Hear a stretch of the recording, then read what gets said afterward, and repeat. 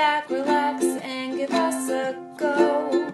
Scott and Matt and maybe a guest have undertaken an epic pod quest. We're gonna ramble on about movies and books and television and film festivals and directors and all this other stuff that I really know nothing about because they made this really long list of things that they want to talk about and I can't even read through all of them, but it's gonna be great. Okay, start the show. Hello and welcome to the Daily Planet podcast, your daily dose of all things movies, TV, books, and anything else we feel like talking about. My name is Scott Daly, editor-in-chief of dailyplanetfilms.com, and I'm joined as always by my co-host and co-editor, Matt Freeman. Matt, how have you been? I've been doing pretty well, Scott. I'm looking forward to talking about this book with you. I am too. It's going to be a really good discussion. This is our first episode of our Daily Planet book club, and we are going to be talking about Wool. And to talk about Wool, we've brought a very special guest, my older sister, Cyndee Daly. Cyndee, how are you doing? I'm great. Cyndee writes for us about books a lot, so we figured if we're going to talk about a book, we should bring her on to talk about it with us. So thanks for joining us, Cyndee. Thanks. Books are much easier for me than movies because I can read them in small sections. You can watch movies in small sections? No, that feels wrong. So I feel like I have to wait until I have 2 or 3 hours in a row. You're watching movies that are way too long. It does sort of strip the enjoyment out of movies when you have to break it up over several days. I think that's why I didn't like Boyhood very much. So I watched it over 3 days. Yeah, I stayed up until like 12:30 to finish it. So it's a great movie, and you're both wrong. I liked it. No, oh, okay. Well, then it's just hard for me to watch a 3-hour movie without staying up too late. Just going to insert a hyperlink right here into our audio stream, linking to my article. Matt, we get it. The movie made you angry. That was actually a very popular article. Yeah, people seem to identify with that one. I guess nobody liked Boyhood. Well, also, I think people who disagree with it, they're like angry. Oh, I hate you, and then they go click on it because they want to argue. Yeah, we need to start being way more defiant in our headlines. It's true. I had a friend that out of the blue IM me just to say that he disagreed with me about my Boyhood. So. I'm going to make a post tomorrow titled, I hate Star Wars. And see what happens. You won't believe the weird trick that Star Wars used to save money on his mortgage. There's a film Twitter account that actually takes those clickbait articles and just like answers the question in their tweet for you so you don't have to read the article. That's great. They're doing God's work. It's amazing. Yeah, I love it. Anyway, we got distracted right off the bat. So we're here to talk about Wool. We've gotten some great discussion questions sent in. So we're going to have, I think, a really good conversation about the first 3 sections of that book. But before we did that, I wanted to talk about some quick news. One of the things I wanted to talk or really just brag about is what I did over my Halloween weekend.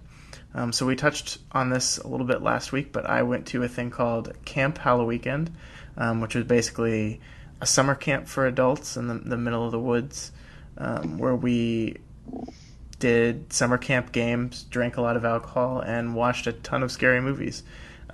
It was incredible.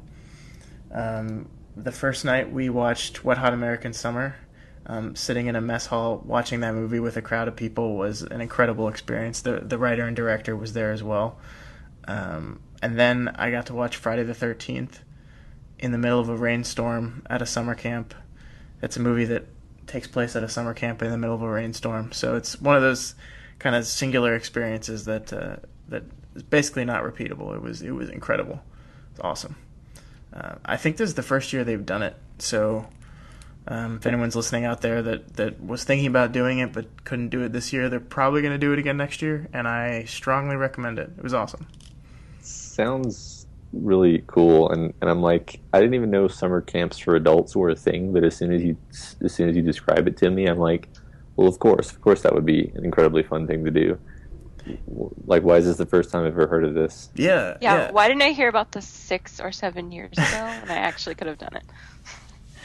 Yeah, and I guess my only complaint is that they started the movies really late, and this is going to make me sound like a really old person. But so the movie marathons, it didn't really start till 12:30 at night. I didn't stay up all night for the first night because I wanted to save some so I could stay up all night on Saturday, and that did not happen. After a full day of camp activities, I was pretty exhausted. I made it till about 2 o'clock in the morning, and was done. I'm old. I can't stay up all night anymore. But When do they expect you to sleep? I mean, they don't. You don't have to watch the movies. You can do whatever you want. But Oh, okay. That's actually pretty cool. So it's not too structured. No, not at all. You can do whatever you want. They have bands too. They had a band on Friday night and a Black Sabbath cover band on Saturday night, which I didn't expect to like, but like it was a cover band like with a ton of brass instruments added in that like gave the sound this new quality that was really enjoyable actually. It was a lot of fun. Yeah, Strongly recommend it. I hope they, make franchises, and I can find one in Colorado that also has like the adjacent child summer camp that I can drop my kids off at. I'm sure this will be a thing. Yeah. So this was like Alamo Draft House, and they have their rolling road shows. That's what's part of it. These guys, like I think one of the things they did over the summer was watching Jaws, like while sitting in an inner tube in a lake, and it's like displaying on a screen, floating in the middle of the lake. Like they do fun stuff like that all the time. I didn't get to go do that. I really would have loved to do that. That'd be an experience. Wow. Yeah. I would just be the guy slipping off the inner tube and swimming around under people and splashing in the dark. Yeah. But it was a lot of fun. James Gentry, who's been on the podcast before, was there with a bunch of his friends, and his friends made our cabin. We called ourselves the Stabbin' Cabin, and they made shirts. So we were the team that was all wearing identical shirts the whole weekend. Awesome. It was fun. It was fun. Yeah. So yeah, I would strongly recommend that. They also mentioned they're going to go back to the same camp in the spring to do, not scary movie related, but just more rolling road shows there. So it's a little expensive. It was like $300 something, but that covers food, alcohol, lodging, everything for the entire weekend. Yeah, it's not bad for a whole weekend. Yeah. Okay. The next thing I wanted to talk about was Star Trek, because apparently Star Trek is coming back to television in 2017, I think it is. I say television, I don't really mean TV, because it's going to be streaming only on CBS's new streaming service that they're going to charge, I think, $6 a month for. What do you guys think about this, Matt? Yeah, I don't. The only thing that even approximates a streaming service that I pay for is Netflix, and I'm not likely to pay for anything else. That's not true. I pay for HBO, but that's solely because of Game of Thrones. So, yeah, I don't like this. I don't think I like this new business model where everything is fragmenting and making it more difficult for me to see content that I would like. Of course, there hasn't. I don't think there's the Star Trek shows just seem to be losing their integrity over time anyway. So at first I was excited because anytime anybody says Star Trek, I get excited. But I'm like, well, why am I excited? I mean, most of the shows at this point are not that good. Right. Yeah, I agree. I mean, I liked I grew up with Next Generation, so that was the one that I liked a lot. I've gone back and watched the original series, and I see the qualities there, but most of the other series haven't been that good. I mean, to me, Star Trek's a series that really belongs on TV versus the movies. I think it's better in long form storytelling. So, yeah, it excited me the first I heard of it, but I don't know if I'm going to pay this. Cyndee, I mean, would you pay this to see this show? I'm not going to pay for another streaming service for any one show. Like, Star Trek, I mean, I haven't watched any of it since The Next Generation, and if I wanted to watch Star Trek, I'd probably just rewatch The Next Generation on Netflix. I already pay for Netflix. I already pay for Amazon Prime. Like, the whole reason I canceled cable was to save money, so I'm not going to pay for 10 different streaming services. I watch a lot of shows streaming. A lot of networks have recent episodes streaming online for free, and I watch those. But I'm not going to pay for a separate service, even for a show I really, really wanted to watch. I just watch on Netflix. There's so many shows that I can access. I don't have time to watch them all. Yeah, and that's a really good point, because that's kind of was my first thought when I heard of this. It seems like every network out there is kind of scrambling to develop their own streaming service. I guess just to be part of the other ones. And I think we're really just going to get over flooded here, oversaturated with all these. I mean, there's already too much TV. It's impossible to watch every single TV show. It's impossible to watch every single good TV show now. There's so many different options. So you're adding all these different streaming services. I don't see people paying for them. I mean, from what I hear, the HBO Now service is having trouble making money. They're not doing so well. I don't think that's been 100% confirmed. I don't think they've released reports, but that's the rumors that are circulating. So I don't see how. Well, they haven't cut us off from sharing passwords yet. So. Yeah, that's true. Yeah, I feel like all this stuff is sort of in the middle of a period of flux, kind of like, I don't know, you remember the period where like Napster just started to exist would be the start of this period, and then the end of this period would be basically like when Apple made whatever that huge deal that it was, and iTunes. Sort of, yeah, I mean, it made iTunes, and it sort of brought all the recording studios to heel, such that iTunes can sell all the music from everyone. Yeah. It was like this massive coup, but the point being, like, there was a disruption where people could start getting digital music, and it took quite a long time before sort of, one provider came and brought everyone together, and it's like, okay, now you can just buy these songs individually, and you have a lot more flexibility. So, we had TV was the only way you could get TV, and now you can get TV on the internet, and they haven't quite decided what the optimal way of doing that is, and they're doing a lot of experiments, and some of them are obviously not good ideas. Yeah. To me, I feel like, why not use the channels that are already established, right? I mean, you have Netflix, you have Hulu, you have Amazon Prime. I mean, you can, these studios, ABC, NBC, they have studios. They can still produce the content, but then push them out through an established channel. Well, that's what they're doing now. Like, a lot of shows go on those different streaming services. Right. They just think they can make more money if they sell their own, but I mean, like, CBS, I don't know if that's true. Like, CBS's target audience, sorry for the old people listening, is old people. Are old people going to sign up for a CBS streaming service? I mean, I don't think that's going to happen. Well, I don't think it's just CBS. I think a lot of Star Trek fans are older, and they probably still have cable. Like, they're not going to sign up for a streaming service. So putting it only on a streaming service doesn't seem like a good move to me. I want to get off cable. I'm not off cable yet. This is the kind of thing that kind of scares me away from it, because I don't want to ditch cable to replace it by 15 different streaming services to see all the shows that I want to watch. I would much rather there be a way to get everything I want to watch within one package, but not bend to the heel of the cable companies. Yeah. So this is the official Daily Planet Films party line, is we do not endorse this fracturing of our media. Absolutely. And we are organizing a totally informal boycott. If by boycott we just mean I don't want to, so I'm not going to. Yeah, I'm going to do that personally. Okay.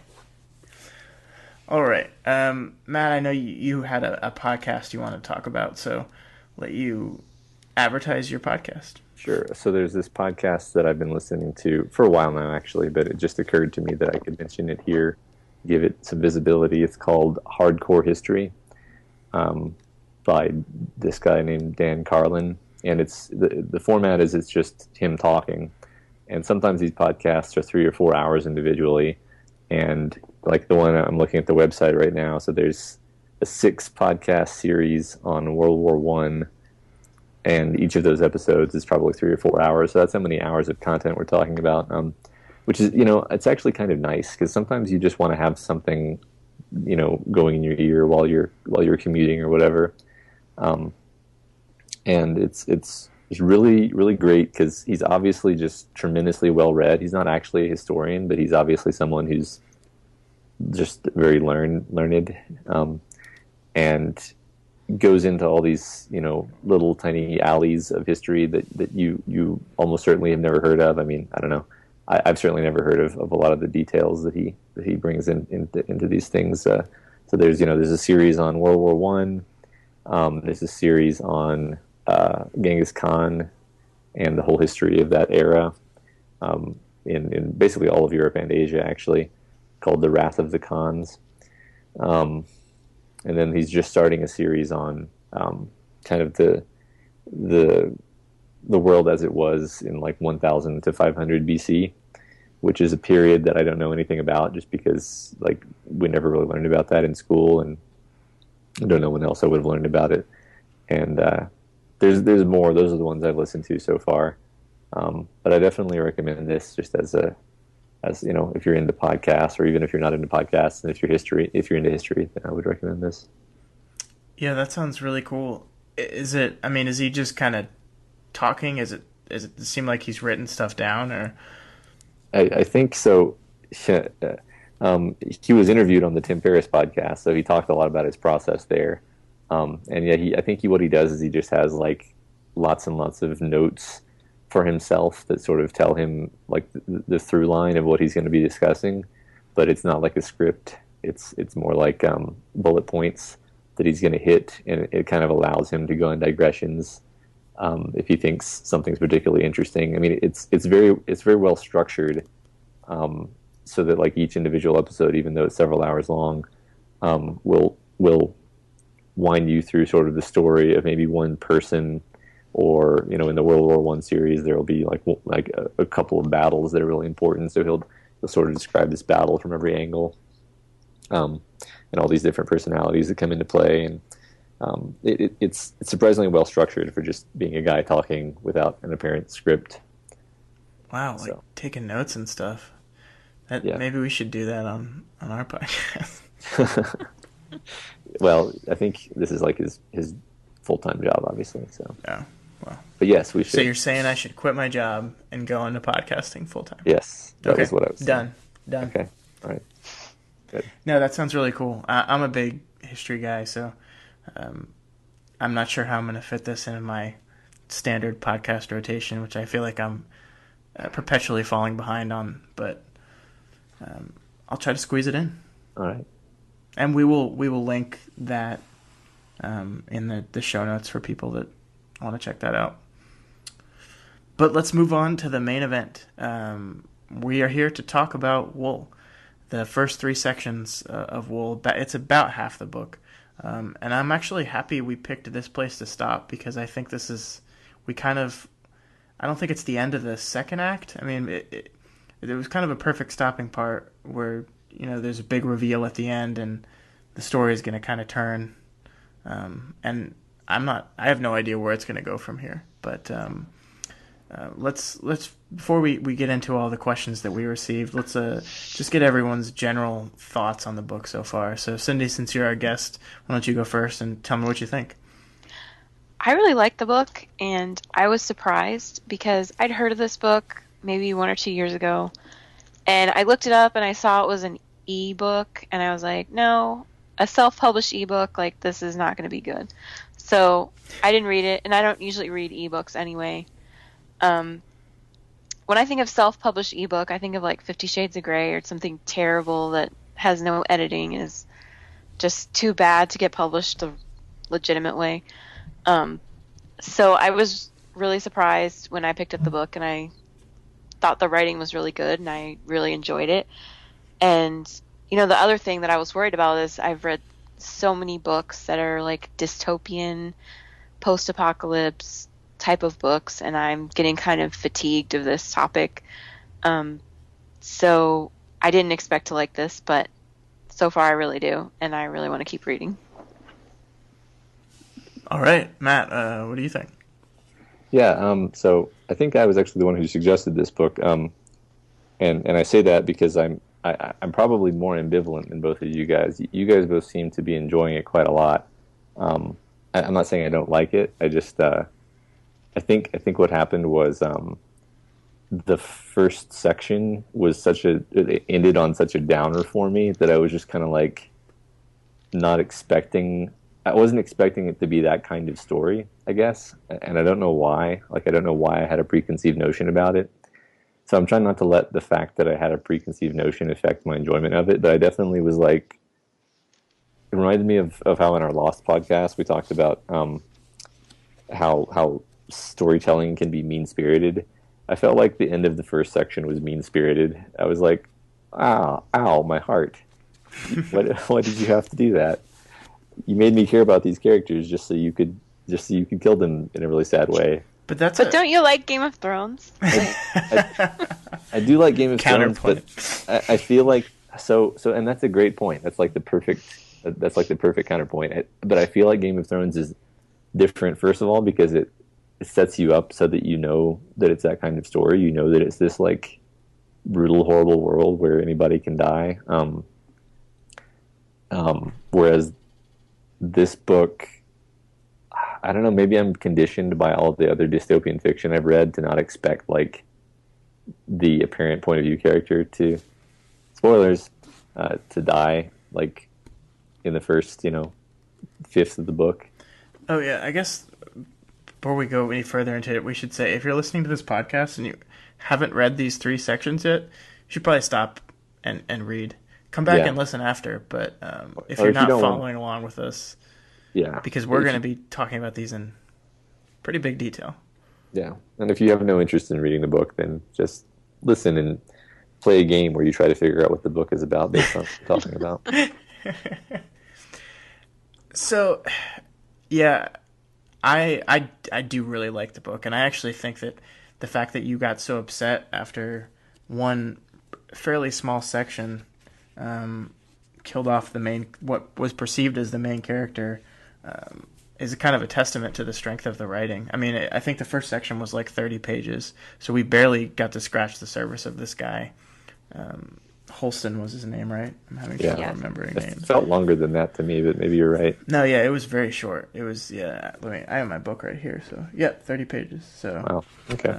So, yeah, I mean, it did, I think Game of Thrones is a good comparison, because it did really kind of set it up as he was the main character. And then, like, I put the little preview blurb that Amazon gives it, where it kind of summarizes the book and mentions that he asks to go outside, which when you haven't read it yet, out of context means nothing, and you realize how big of a deal that is once you're reading the book, but until that point you hadn't known.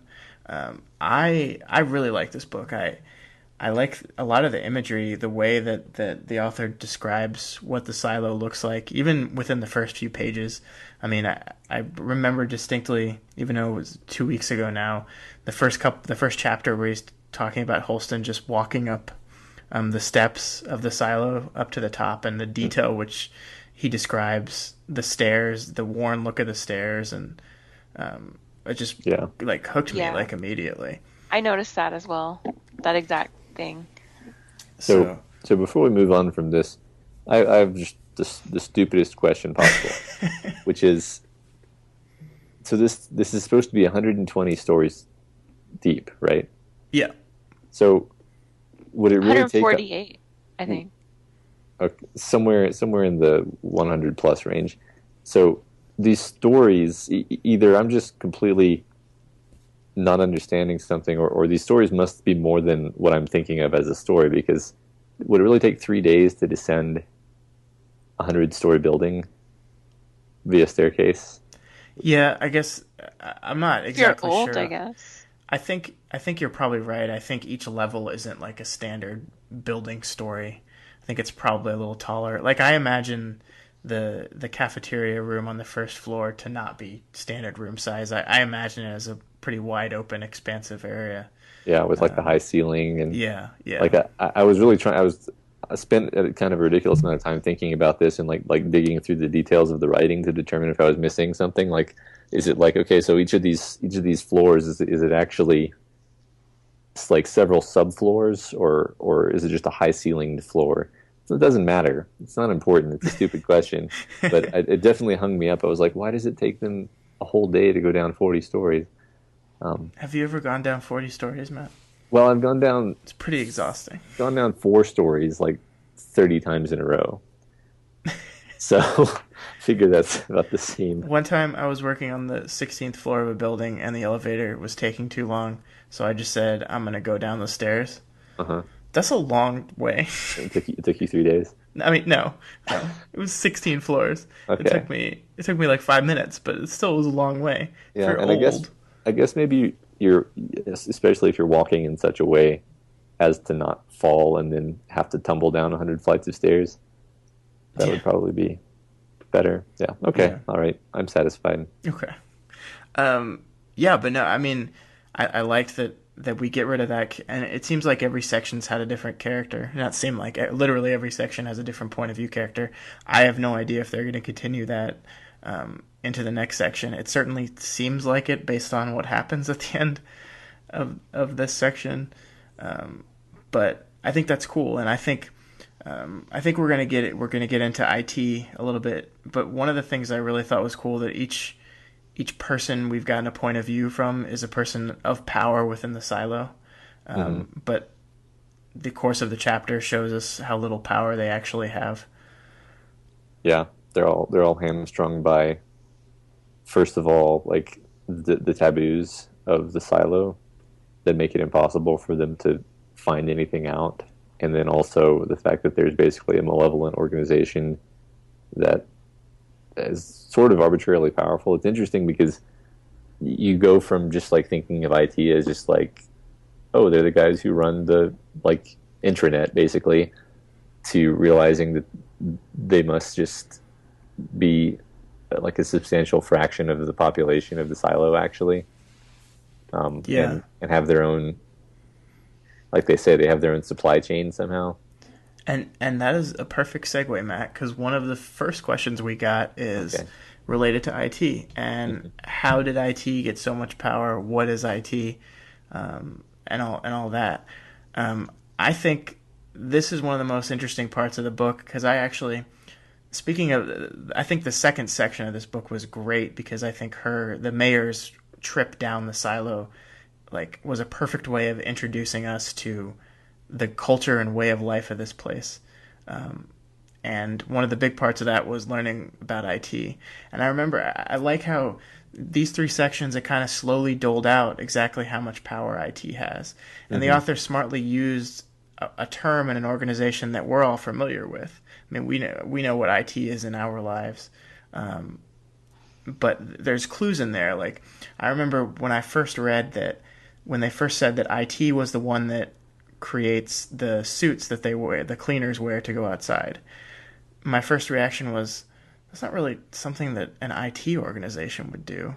So, like, I think the book leaves little hints for you like that, as to, and it slowly reveals it, and I thought that was really well done. But to answer the question that was asked, how did IT get so much power? I don't know. I mean, maybe that's something that's going to be revealed. Cyndee, what do you think? Well, my theory, and I don't know if they were meant to be in control in the first place. Like, at the end, he's communicating with the other silos. So, IT is the only ones that know about the other silos at all. Right. And I don't know if that was intentional or if it was something that happened over time. I think IT's power is in the fact that they control the flow of information and they control history. Just like in 1984, whoever controls the past controls the present. IT controls the past. They have the power to erase the past, which is what they've done, and rewrite the past by, wiping the servers. I don't know why there's no oral history to tradition, that nobody really knows what happened, but it seems like IT's the only one that has the information. I think it's I think the taboos are a really interesting part of this story because I was envisioning, so I mean, you sort of can't help but theory craft when you're reading this book and try to come up with explanations. So my thought, among many thoughts, was maybe, when there's a big uprising, they just kill everyone, bring in a whole new group of people and make a taboo against discussing anything that happened on penalty of having to go clean. And then within, one generation, basically the whole story of how everyone got there dies out, and there's just this black wall of total lack of history. And then you just cultivate taboos to keep people from talking about the things you don't want to be passed on.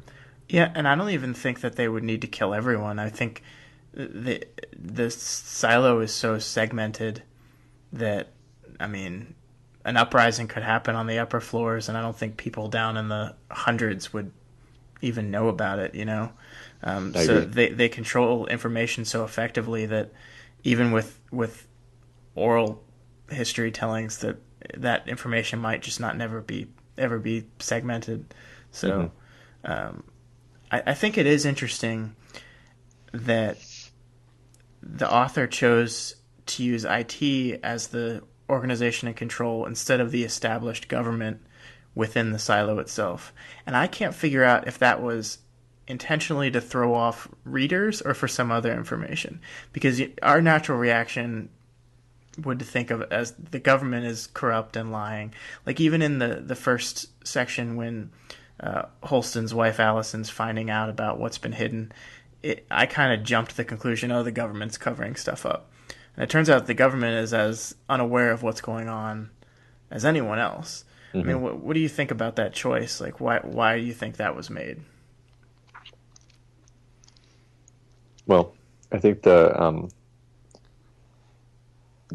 whoever's really in control, whoever it really is, like we can call them IT.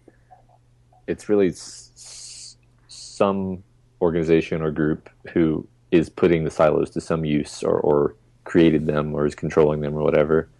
And then there's the fact that since they're trying to hide the existence of this greater group from the inhabitants of the silos, they need the silos to have some sort of feeling that they have a representative government of some kind. So they give them, a mayor that they can elect and a sheriff that they can elect. And these are actually very functional roles, because the mayor is basically somebody who goes around and takes care of people on a sort of, one-on-one level almost, deals with the administrative minutia. And then, of course, a sheriff is useful. You have to have a sheriff one way or another. It doesn't actually matter whether the sheriff is in the know or not. It just matters that he's keeping the peace. So IT is almost like you could call IT the government, which is the one that is having the conspiracy, and then the puppet government, which is the one that we see at first, is obviously they're not having the conspiracy because they're a puppet, or they're not even a puppet because they don't even know that they're being puppeteered.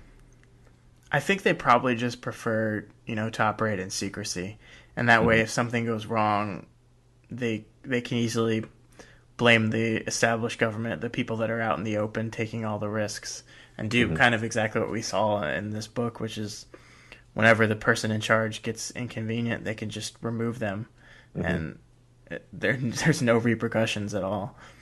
Yeah. I wanted to, on that note, to mention how so Bernard is the bad guy, the antagonist, the head of IT. How are we pronouncing the mayor's name? I say John's in my head. That's what I said too. I was actually waiting for someone else to say it, so I didn't sound like an idiot.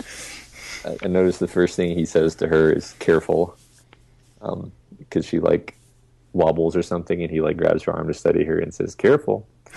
It's like, oh, that's nice, because I already know this is a bad guy, because the first thing he says to one of our characters is to warn them in a threatening way, basically. And then he kills her. So, well, it's really cool how the book kind of slowly reveals the source of power, right? Like you have the sheriff at first. He seems like he has a lot of power, but then he's a slave to the system once he has to go outside. Then we switch to the mayor, who it seems like is in charge. By the end of her section, it's revealed that no, she isn't even really in charge. By the end of the third section, Bernard, who we thought was this all-powerful, controlling entity, he's radioing to the other silos, and he's not even like the overall guy in charge, he's reporting to someone else too. Yeah, and he's like So- terrified. Right. So there's this very clear message of power and who actually has it, and it's none of the characters that we've seen. And the only person that actively resists any of that or beats the system is Jules. And hopefully we'll see more of her. Yeah. Which actually leads us into a different question. What do you think? What's going to happen with her? I mean, so we can speculate that somehow her friend in maintenance got into the supply of the suit and switched out the supply for things that didn't break down instead of things that are supposed to break down. So that's why she didn't die when she was sent outside. But she's still, it's still very clear that outside is still death eventually, and her suit can't last forever. So, and Yeah. what's going to happen there? What do you I think, don't know. Cyndee? I feel like she has to find other people and get to the bottom of this whole thing. I could be wrong, but that's what I thought was going to happen in the first place, and then Holston died. But Yeah. now I really think it's going to happen. Well, and when Holston was out there, eventually his video monitor showing him outside just shut off and he couldn't see anymore. So I guess we're assuming that was something that was changed in her suit as well. So it wasn't just the seals breaking on her suit, that had to have been changed as well. Yeah, because she reacts differently than everyone else. Yeah. Which may just be because they're going to tell us, I think, because otherwise, I mean, they're going to. 'Cause Yeah. I'm pretty sure she's the protagonist, but like I definitely remember when she's talking to her friend down in maintenance, and he says something like, 3 inches by 8 inches. I mean, you'd have to have it right in front of your nose to see anything or whatever, and and it's like she's gonna put 2 and 2 together and realize that that's where the screen is. Yeah, so is she? Do you think she's realizing that the image she's looking at is fake, or that it was subbed out and she's not even seeing? That's what I'm not image? sure of. Yeah. I guess it doesn't really matter. I mean, either way, whatever trick that they used to force people to clean didn't work on her because she knew. So that kind of bothered me while I'm complaining. Why would everyone react the same way? Like, if I were put out to clean, and I saw that it was a beautiful paradise outside, I would be like, oh, okay, everyone else must have seen the same thing, and then they all took the same action, which was cleaning the lenses, but no one else has ever caught on based on that action that they're trying to communicate the fact that this is all green and beautiful out here. So I have to do something different than what everyone else does. If I do the same thing that everyone else does, then I'm just perpetuating the cycle. So I don't know what I would do, but I definitely wouldn't clean the lenses. Yeah, I agree that motivation was kind of thin, and I didn't think that the reveal that they gave us made it a lot of sense either. I don't think that just because it looks... I mean, I guess you're supposed to think because it looks beautiful, suddenly these people think they have all the time in the world, and, oh yeah, I'll go clean for you. I'm not here, I'm free now. I'll throw you this one last bone before I get to live my life in happiness. Mm-hmm. But I think you're right. I think there would have been people who still decided that they didn't want to do it. Yeah. And I even think Holston's reasoning was kind of thin because if I were him, the first thing I want to do is walk over to where my wife's body was, regardless of what I'm seeing. Yeah. I don't know. It just seems like he was saying, oh, it was because I felt pity for everyone that was unenlightened that I did this stupid thing. I think... Sorry, I don't really... Yeah, I agree with you that seemed a little thin to me. That everyone would have that same reaction. I think the cleaning lenses thing probably serves as a symbol or metaphor. I'm not sure exactly what word to use there, but it's serving this role in the story of people's desire to sort of lift the illusion from the eyes of their cohorts, but the the sad tragedy is that they're actually perpetuating the illusion because they're in fact deluded at that time.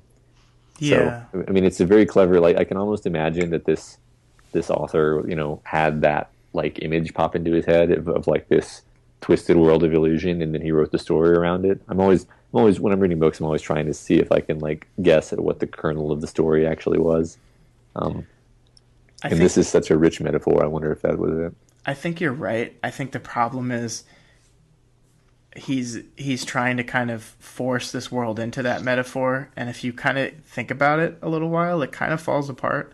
One of the questions we got was, why is everyone obsessed with looking outside the window?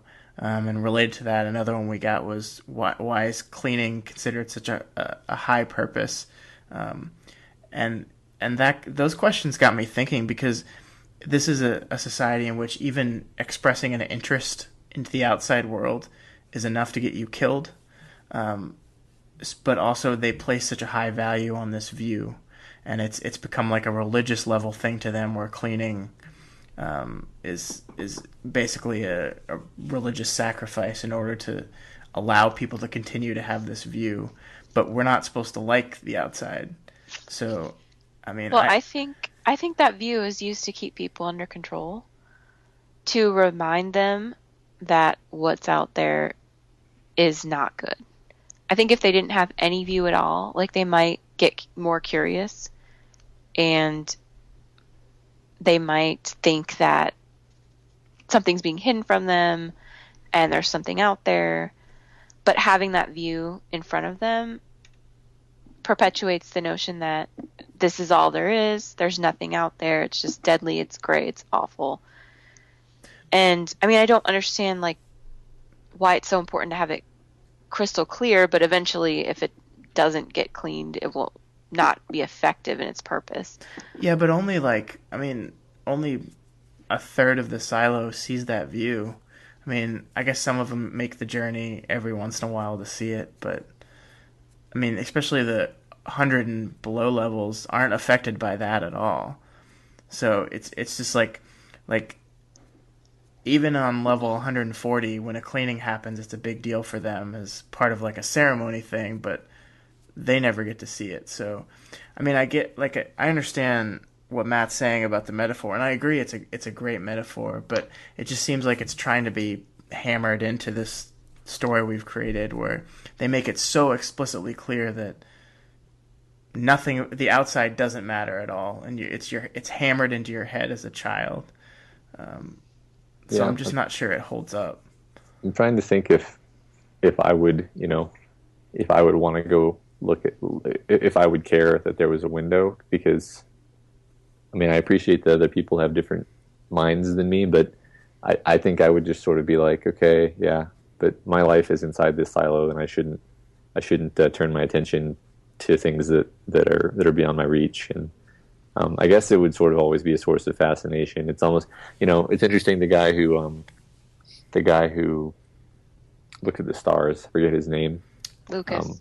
So yeah, first of all, that was probably one of the like saddest little tiny moments, where he's telling her that there are many stars, and there are hundreds of stars. And I was like, that kind of hit me, because I was like, they've obviously all forgotten that there are billions and billions of stars and galaxies, and right. This is like one guy with a sketchbook trying to plot out what he thinks is the stars. And it took him months just to figure out that they were moving. Right. Yeah. Exactly. And it's a very clever. I thought it was a very effective way of kind of gut punching you with the reality of how we've lost all of our knowledge, without actually just having to show it in some kind of more obvious way. But the point to bring it, the reason I bring him up is like he's looking at the stars. He's kind of like, yeah, we looked at the stars, and we can't touch the stars, and there's no taboo against the stars. But I see your point, Scott, that like since there's a taboo against the outside, you would think that people would just be like, why do you want to go look outside? What's wrong with you? What's wrong with the silo? Yeah. But what's cool about the Lucas character is that, going into your metaphor about seeing past the illusion, if what Cyndee's saying is correct, and I think she is, that letting people see what it looks like out there is a form of control. Like, look how crappy it is outside. Mm-hmm. This is a character who looks out there and sees beyond that illusion into something past it, just beyond the clouds. So I think that falls into that metaphor really well. And I have to assume that he's going to continue to be an important part of the story going forward. Yeah, I immediately thought that he was like a mole, like designed to entrap her in some way. Wow, you're so negative. Yeah. But I mean, if you look at the way it was structured, it's like everyone is constantly screwing everyone over, or screwing over the good guys rather. Right. So I was like, okay, come on. There's this dreamy guy waiting outside her office. Come on. But it doesn't seem like they're going that way though. So. No, not at all. I mean, he seemed genuinely upset when she was arrested and all that stuff happened. Yeah. What do you think? It wasn't a question we got, but I just thought of it. What do you think about the third section's decision to open up with her about to be outside and then rewind from there and then show the events that led up to it? I mean, do you think that worked? Did it kill? I mean, to me, partially it makes me say, well, what the heck happened to lead her to this? But then on the other hand, you know exactly where this is going the whole time. Yeah, I think it definitely gets your attention. When I saw it, I couldn't believe it. I'm like, they're gonna kill off another person this way. Yeah, and it happens again? right. It happens right after the mayor's death, right? Like you turn the page for the mayor's death, and then bam, it's her being escorted outside. Yeah. Well, I think my first thought was like, okay, but there's got to be some twist this time because to show us this and then have basically the same thing happen where she gets completely hoodwinked and walked to her death without advancing the overall story. They're not going to do that. Well, I mean, if they do that, it's going to be stupid, and I'm just going to say it's stupid. But it was actually a reversal because you're like, okay, well, I know something different has to happen this time. So she's going to go outside, but it's going to be different. So why is it going to be different? And that's what I'm curious about. Curious to see why she chose to do this, if she has some plan. I mean, I almost assumed reading that. I was like, okay, clearly she's figured something out, and she's going to survive this. Yeah. Yeah, and I agree, and I liked how it did that. But then on the other side of that coin, like when she gets fired from being sheriff and is sent back down to maintenance, like that whole section, I'm like, okay, we know this isn't like she's gonna get arrested. We know that's coming.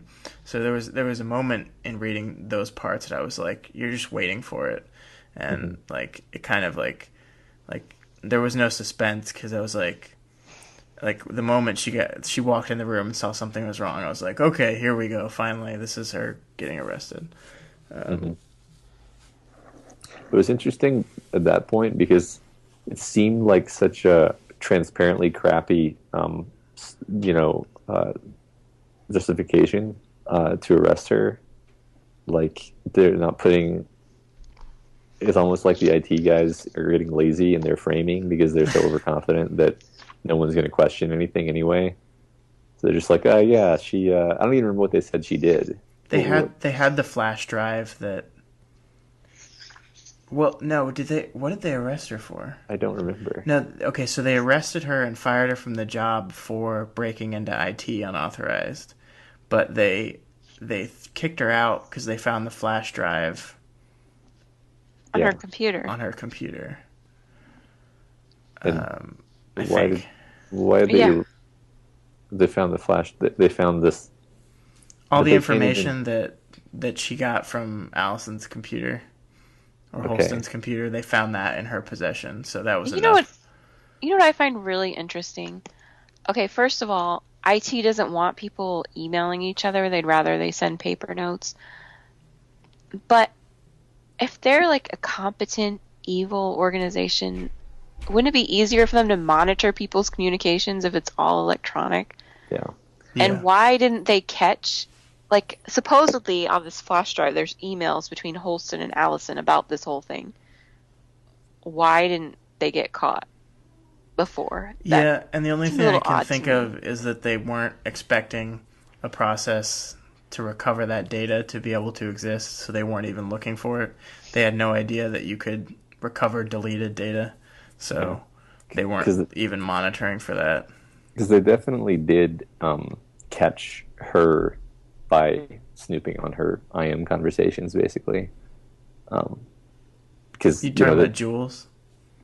Yeah, Or Al? yeah, Yeah, Jules. okay. Yeah, because I mean, in fact, even when she's doing it, even when she's like sending, like I don't know, maybe I don't know, being silly here, but like there was a scene where she, sent somebody an email or received an email and then deletes it from her hard drive and thinks she's being all sneaky, and I'm thinking like this is funny because this character obviously doesn't know anything about the internet and the fact that the people who are transmitting this email to her already undoubtedly have a permanent copy of it, so it doesn't matter that she deleted it from her hard drive. Yep, that's very true. Yeah, I'm not sure. I mean, I think that I'm not sure how the technology works there with the emails. I mean, I know, like, with the message she got from her buddy in maintenance, like he sent it in code, right? So it's assumed that they're monitoring every single communication. Mm-hmm. But yeah, I mean, they obviously missed some stuff. So maybe they're just an incompetent IT organization. I know a few of those. Yeah. Well, so does anybody have a theory for what IT is actually for? What are all these mainframes for? I have no idea. And that's one thing. I mean, like, we're halfway through the book, and I have no idea where it's going to go. Like, I couldn't even guess. I mean, I could guess, but it wouldn't even be an educated guess. Yeah. Yeah. I mean, I kind of feel the same way. There's a lot of stuff in the story where your brain automatically fills things in because it has to. Otherwise, I mean, it's just sort of an automatic thing that you do when you're faced with uncertainty. But yeah, I wouldn't put a whole lot of confidence on any given guess that I have. Yeah. Yeah. Cyndee, you have any idea? I don't know. I really don't. They obviously are trying to control everything, but to what end? Yeah. I don't know. I mean, like if it was just about stopping an uprising, I don't think it would even be that. So at the very end, he's talking about how the mainframes or whatever they're calling them in the story are being filled up by all the knowledge that was lost, or all the information that was lost in the last uprising. Mm-hmm. So these silos, it's almost like, okay, here I go. I'm going into theory land. Go for it. The purpose of the silos is actually just to maintain these servers, which are information storage of some kind. So maybe like the survival plan for humanity was, look, we just have to keep some population of humans alive. We don't care if they're happy. We just need to keep a population of them alive. And then we need to keep all of our knowledge somewhere where it can be retrieved. And the people who are in the silos don't need to know that knowledge. In fact, we prefer that they not know that knowledge because that will just make them stir crazy because they'll realize how much they're missing out on. So we're going to isolate the humans from all of the knowledge that we're going to be passing down. And when the environment finally cleans up, we're going to let the people out and give them access to the knowledge and restart civilization. And that's a good point. And it's very possible that each silo has a separate function, so that is the function specific to this silo alone. Mm-hmm. And there's other crazy stuff going on in the other ones that have nothing to do with this. Like, if you look at this, if the point of this silo is to store information, then yeah, every human being in their function would be to keep the thing running so it stores information. So that's why you have maintenance doing what they do, and you have the growers growing the food for them. Yeah, I mean, that's very possible that that's what it is. But again, I still wouldn't know to what end. You know what I find interesting is if the ultimate goal is humanity gets to go live outside again, it just doesn't seem like they're doing anything towards that purpose. In fact, they're undermining it by making these crappy suits. That's true. That are designed to fail. Yeah. It seems like they want to keep people in the way it is. But on the other hand, like, IT doesn't seem to understand the purpose of keeping the generator running, which makes no sense. Yeah. Well, yeah. Go ahead, Scott. and maybe we're just going to learn that this Bernard guy is actually fairly incompetent, and he thinks his role is important, and so therefore he thinks his group is important, but he can't see how everything else plays into that. And he thinks he's in control, but he isn't as in control as he thinks he is. I mean, maybe that's going to be his flaw. That I guess, Matt, the problem I have with your theory that they're just doing it to store information until the world can be repopulated. I mean, that seems fairly benevolent. I mean, that's not not an overarching evil plot. Right. Yeah. I mean, I do like that everyone sort of doesn't know what their purpose is, which is actually a lot like real life. Yeah. Who actually knows what their purpose is.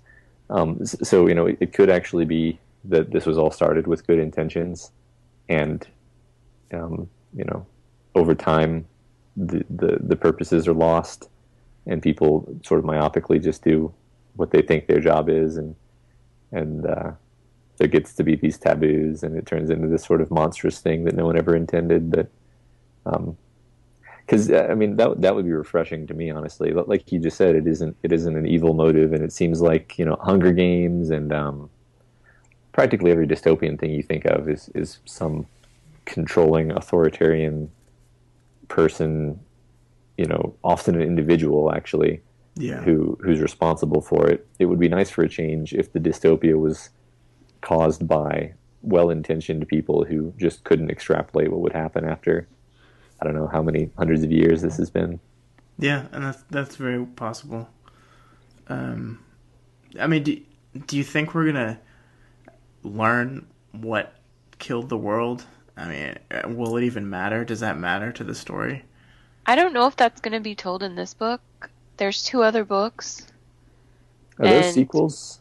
Well, supposedly the second book tells what happens next, and the third book tells how it all started, from what I've read vaguely. I'm trying not to read spoilers. Have to read 2 more books. Oh my god, I didn't know this. I thought those were just different books by the same author. That's terrible. I don't have time to do all this reading, Cyndee. Yeah. Well, watch less movies and less TV. No. Don't be ridiculous. Yeah, I don't know. Unless this one ends really, really strong, I don't think I'm going to be curious enough to read the other ones, but we'll see. I don't know, maybe I talked about some of the stuff I didn't like, but I think it's going to. I mean, I'm genuinely, I finished on Wednesday last week and had to stop reading because of all this, and I've basically been waiting to do this podcast so I can start reading again. So yeah, I had to hide the book from myself. Okay, I have more self-control than that, but I've been anxious to start reading again. I want to see what happens. I want to learn what's going on. So the book definitely did a good job setting that up. It really made me, I think, it established a really interesting character in Juliet that I'm genuinely interested to see what happens to her. I like her. She was like a very well-constructed character, I think. I agree with everything you just said. I actually really want to read it. Like I was frustrated we had to stop where we stopped, and the movie and as I said at the beginning, the book is definitely affecting me quite a lot. I guess I'm just nitpicky. No, I mean I think that's when you get people together to talk about a story, they're gonna probably nitpick it, and I think there are issues, and maybe those will be resolved in how the book ends. I'm not sure. Maybe they won't be, and we'll just have some things to talk about, how we're disappointed that things didn't pan out like we kind of wanted them to. But I'm definitely interested to see where it goes. I think we've got 250 odd pages to go. But yeah. I like that it's a pretty quick read. It's not complex, but it's still well written. Yeah. It's kind of I guess a populist novel, if that's the right term. What does that mean? I think that appeals to a wide base. Yeah, I wanted to talk about that at least a little bit. How it was written. Like it's written very. I don't want to say simply because that sounds like a criticism or some kind of backhanded thing. It's written at sort of a young adult reading level, but not. It's not talking down to the audience. It's just very consistent and doesn't become flashy or flourishy in its language, and it doesn't go into a lot of metaphors. In fact, it uses very few metaphors. I actually like writing that's flashy in certain regards. So I just found this writing style to be remarkable because it's just so consistent and but it's really tight too. Yeah, it's very accessible. Yeah. I think it's hard to use metaphors when you're writing about people who have been underground for hundreds of years. So most of the references that you would make wouldn't make sense. So you have to think of what would they compare these two things, Yeah. The thing I like about it, a lot of books with weak writing, I find that the imagery is very poor and it's just a lot of dialogue and you can't really see where you are.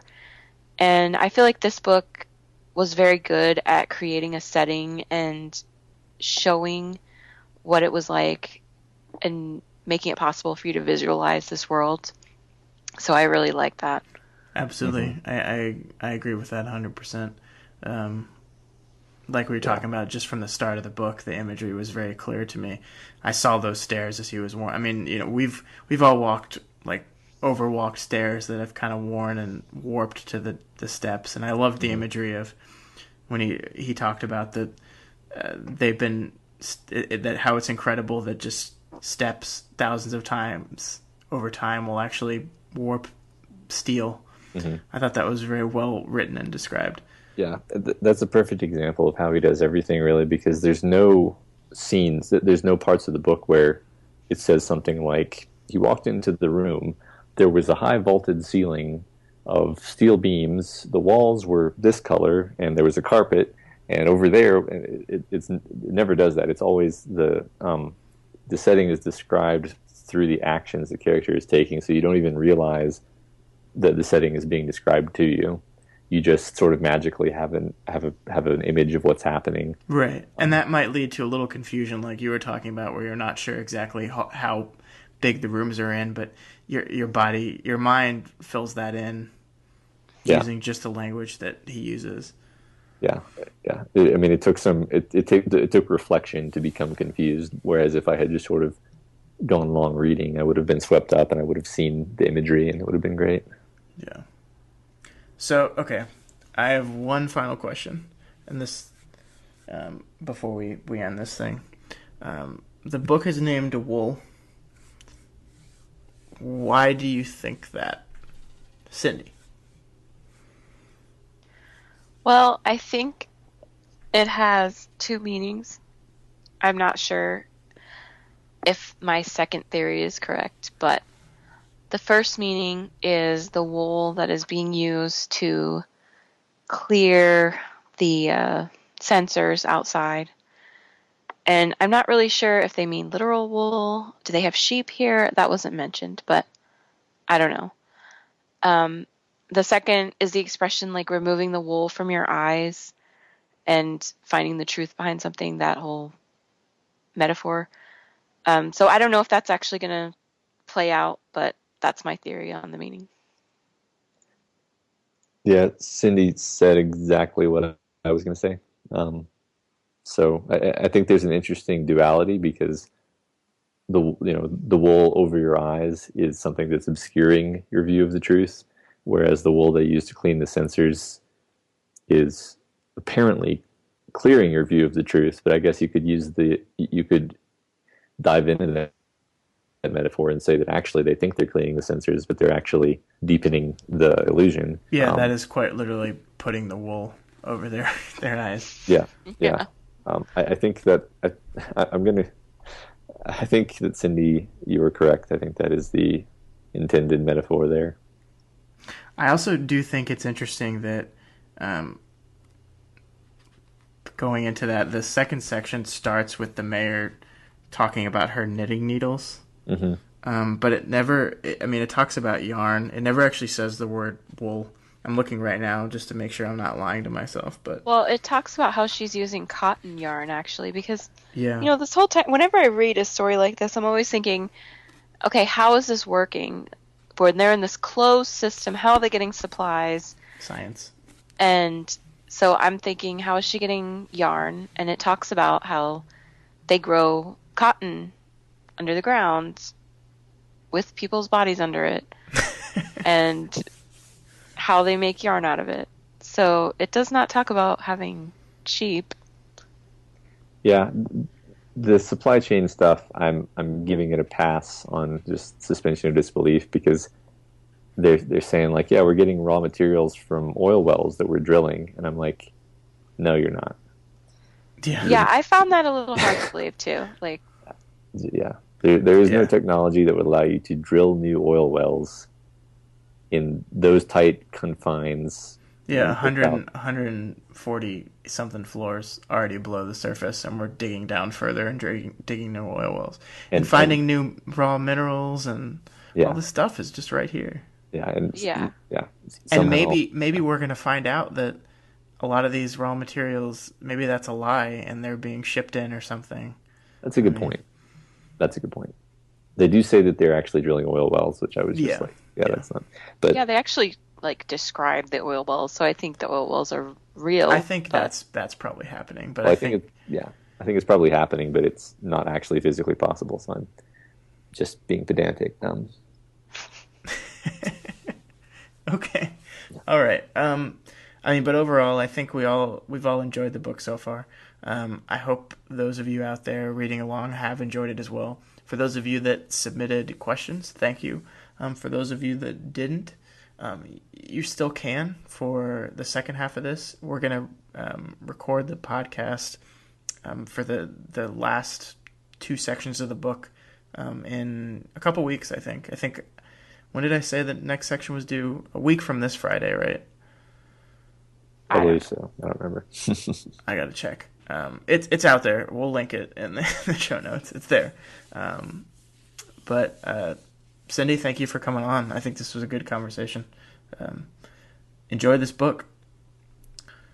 Matt, thank you too. Matt, do we know what we're doing next week? Nope. Don't think we do.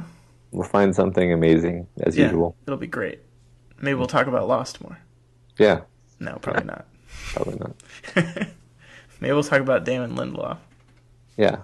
Let's talk about Prometheus for 2 hours. Yeah, we could do our Prometheus audio commentary next week. Yeah, maybe. All right. Well, I guess that's all we had. Thank you guys for listening. Matt, where can we find you on the internet? You can look for me on Twitter at MORIDINAMAEL, which will also be down in the show notes. And I am a writer for DailyPlanetFilms.com under that handle. And Cyndee, you have a Twitter, but it would be a waste of time to give it to people, correct? Yeah, I don't get Twitter. It gives me a headache. I tried. You're so old.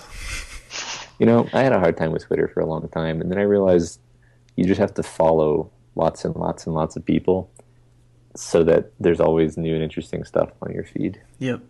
Yeah, there's interesting stuff on there. I don't know what to post.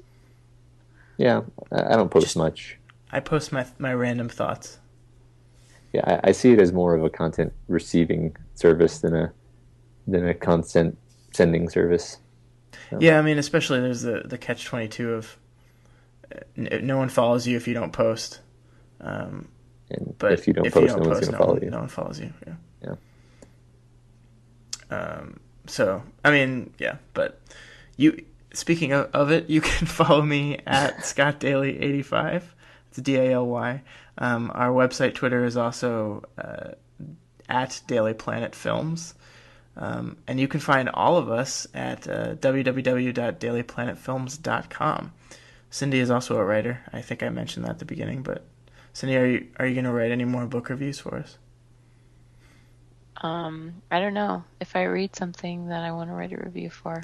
You saw Crimson Peak, right? You should write about Crimson Yeah. Peak. I thought you were going to write about it. I was, and then I got distracted. You haven't written about a movie in a while. I feel really attacked right now. It's my job. Did you know that all the ghosts in Crimson Peak were practical? No, They were. I don't pay attention. Those are real to people in makeup. that. That's I'll have to remember that when I finally see it. In like a year on Netflix. Yeah, right. I only got to see it because Scott's girlfriend is awesome. Hey, I was there too. Yeah, I'm sure it was her idea. Yes, it was. We babysat so Cyndee could go see a movie because that's how passionate about movies I am.